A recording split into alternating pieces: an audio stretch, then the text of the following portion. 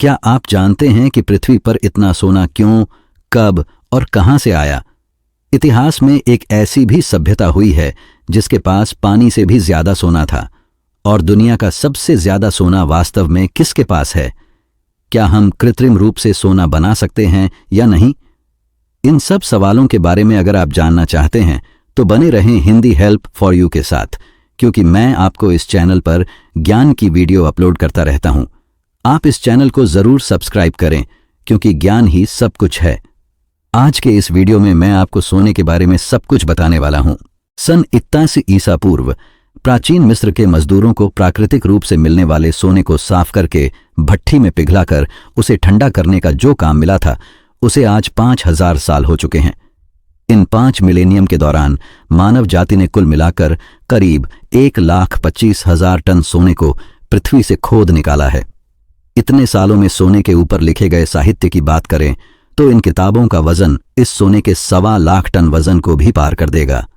सोने नाम की इस धातु के शास्त्रीय, रासायनिक, अर्थशास्त्री, टेक्नोलॉजिकल, ऐतिहासिक, सामाजिक और औद्योगिक इतने सारे पहलू हैं कि सबके बारे में जानना संभव नहीं है।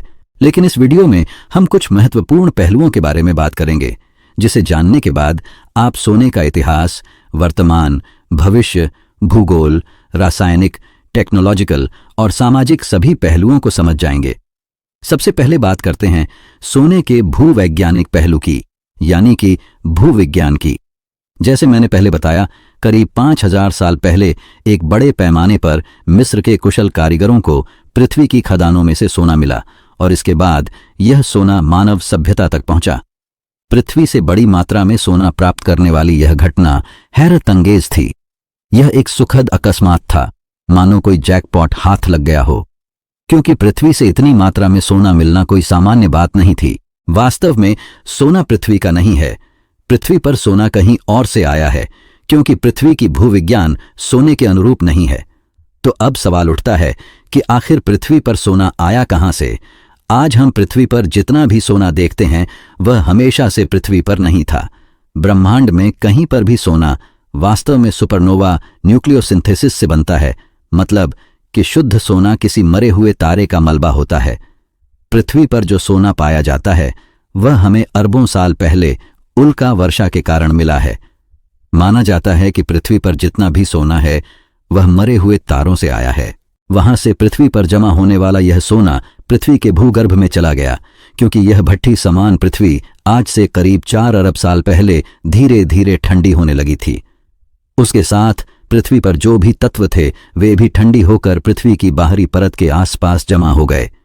अब पृथ्वी के बाहरी सतह का घनत्व 2.6 ग्राम प्रति घन सेंटीमीटर है, जिस वजह से एल्यूमिनियम, मैग्नीशियम, पोटेशियम, सोडियम और कैल्शियम जैसे हल्के तत्व पृथ्वी की ऊपरी सतह पर उभर कर आए। बाकी लोहा, सीसा, तांबा, मरकरी और प्लेटिन जैसी भारी धातुएं अपने अणुभार के मुताबिक पृथ्वी की आंतरिक परतों में चली गईं। शायद ये धातुएं हमेशा के लिए वहां पर कैद होकर रहतीं, लेकिन पृथ्वी पर होने वाली प्लेट्स की चहल पहल और ज्वालामुखी विस्फोटों ने इन धातुओं को कैदखानों से तोड़कर बाहर लाना शुरू कर दिया। पृथ्वी के लावा के साथ ये सभी धातुएं बार बार पृथ्वी की सतह पर ऊपर आने लगीं। ऐसा ही कई सारा सोना भी पृथ्वी के अग्निकृत चट्टानों में जमा हुआ। धीरे धीरे बारिश के चलते अग्निकृत पहाड़ भी गलने लगे और वहां के कुछ स्वर्ण कण नदियों में स्थानांतरित हो गए और कुछ कण समुद्रों में जा बसे। परिणाम स्वरूप इन स्वर्ण कणों का जत्था बड़े समुद्र और बड़ी नदियों के मामले में इतना कम था कि उसे हासिल करने के लिए बहुत समय और मेहनत लगने वाली थी। फिर भी कई मिस्रवासियों ने नील नदी के किनारे से स्वर्ण कणों को हासिल करना शुरू कर दिया। इस स्वर्ण का आर्थिक महत्व और अर्थशास्त्र भी उस समय के लोग समझ गए थे। तब कोई सिक्कों का अस्तित्व नहीं था, नोट की तो बात ही छोड़ दो। उस समय व्यापार पद्धति के अलावा सारा कारोबार सोने से चलता था। इस सोने के कारण कई साम्राज्य बने और इसी के कारण खत्म भी हो गए। दौर यह आया कि सम्राटों की सैन्य ताकत भी इस स्वर्ण पर ही निर्भर थी। इतनी जानकारी के बाद दोस्तों, अब हम सोने की भौतिकी और उसके बाद उसकी रसायन शास्त्र पर चर्चा करेंगे। इस चर्चा को आप मजाक में मत लेना, क्योंकि इसमें हम वो बताने वाले हैं जो आप नहीं जानते होंगे। मानव सभ्यता के परिवर्तन के लिए यह सोना ही कारण बना है। अगर हम भौतिकी का ही एक उदाहरण लें तो मध्य युग में यूरोपीय देशों में सोना दुर्लभ था। मिडिल ईस्ट में भी रेगिस्तान था, कोई नदी या नाले नहीं थे, इसलिए अरब देशों में भी सोने की कमी थी। सोने की इस समस्या को हल करने के लिए वहां के कीमियादार यानी कि अल्केमिस्ट अपना दांव आजमाने लगे। यूरोपीय और मिडिल ईस्ट के अल्केमिस्ट ने पारे को सोने में बदलने की कोशिशें चालू कर दी। लेकिन पारा ही क्यों, असल में पारे और सोने के नाभिकीय भ्रमण कक्षा में सिर्फ एक इलेक्ट्रॉन का अंतर है। सोने में इलेक्ट्रॉनों की संख्या 80 होती है और पारे में 69। उस समय के अल्केमिस्ट ने सोने और पारे के बीच के इस एक इलेक्ट्रॉन वाले छोटे से अंतर को मिटा देने की सोची। इसके लिए उन्होंने अथक प्रयत्न किए, लेकिन सभी निष्फल रहे। पारे को सोने में कोई परिवर्तित नहीं कर पाया, पर फिर भी इन अल्केमिस्ट की मेहनत व्यर्थ नहीं गई। भले ही वे पारे को सोना ना बना पाए हों, लेकिन पारे को सोना बनाने के लिए किए गए प्रयोगों में उन्होंने 3 एसिड्स का आविष्कार किया: सल्फ्यूरिक एसिड, नाइट्रिक एसिड और हाइड्रोक्लोरिक एसिड। ये एसिड सच मानो दोस्तों तो उद्योग जगत में सोने से भी ज्यादा कीमती हैं, क्योंकि इन 3 एसिड्स के बिना औद्योगिक जगत बन ही नहीं पाया होता। अब दोस्तों, हम सोने की रसायन शास्त्र में अभी ब्रेक लेकर फिर से इतिहास पर आते हैं। यूरोपीय अल्केमिस्ट तो यूरोप की प्रजा के मनोरथ साकार नहीं कर पाए, लेकिन 16वीं शताब्दी में पोर्तुगीज और स्पेनियर्ड मध्य और उत्तर अमेरिका गए और वहां पर जो स्वर्ण भंडार उन्हें दिखा वह अद्वितीय था। दरअसल यूरोपीय के जाने से पहले उत्तरी अमेरिका और दक्षिणी अमेरिका में कुछ सभ्यताएं रहती थीं जो वहां के मूल निवासी थे, जैसे कि आज के कनाडा। और बिल्कुल, मैं आगे की स्क्रिप्ट भी सुधार कर देता हूं।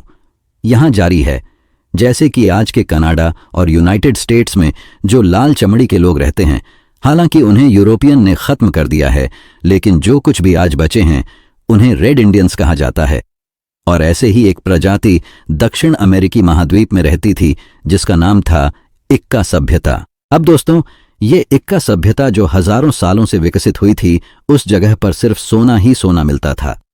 वहां की भूगर्भीय संरचना ही ऐसी थी कि ज्वालामुखी से सबसे ज्यादा सोने का भंडार वहां से आया था। वहां के लोग यह भी नहीं जानते थे कि लोहा होता क्या है, इसलिए इनका सभ्यता के लोग हर चीज में सोना इस्तेमाल करते थे। इतना था उनके पास सोना, मानो कि वे लोग कोई कील भी बनाते थे तो कील भी सोने की होती थी और उसे ठोकने वाली हथौड़ी भी लकड़ी और सोने से बनी होती थी। इक्का सभ्यता के लोगों के घर के बर्तन, चेयर, चम्मच सब कुछ सोने से बना होता था। इक्का सभ्यता की एक और प्रथा थी जो प्राचीन मिस्र से मिलती थी। ये लोग भी मृत शरीर के साथ सोने के आभूषण गाड़ देते थे। फिर भी सोना इनके पास इतना था कि खत्म ही नहीं हो रहा था। लेकिन उनके सोने के भंडारों में खोट पैदा करने के लिए पोर्तुगीज और स्पेनियर्ड वहां आ खड़े हुए। वहां जाकर पोर्तुगीज और स्पेनियर्ड लोगों ने देखा तो उनकी आंखें फट गईं। इतना सारा सोना एक जगह पर कैसे हो सकता है? ये देखते ही उन्होंने इस हद तक जनसंहार चलाया कि इंका सभ्यता का ही नाश कर दिया और सारा सोना भर भर कर यूरोप ले गए। 18वीं सदी में ही करीब 13 से 50 टन से भी ज्यादा सोना दक्षिण अमेरिकी महाद्वीप से यूरोप ले जाया गया और सारा का सारा लूट का सोना था। इसके बाद 24 जनवरी 1848 को जेम्स मार्शल नाम के यूरोपियन को अमेरिका के कैलिफोर्निया राज्य की एक नदी में चमकदार सोने के कण मिले। यहां से शुरुआत हुई गोल्ड रश की और रातों रात हजारों लोग उस जगह पर बस गए और एक गांव का निर्माण हुआ जिसे रब्बा नाम दिया गया।